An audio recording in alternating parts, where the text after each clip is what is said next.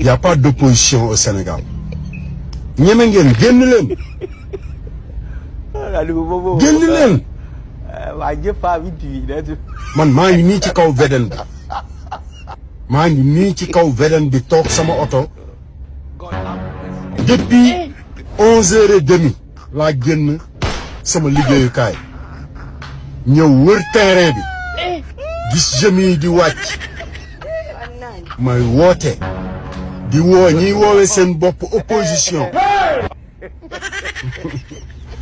bismillahi mina seytaani rajim yàlla nañu yàlla defal jàmm yéen yéenay opposition ah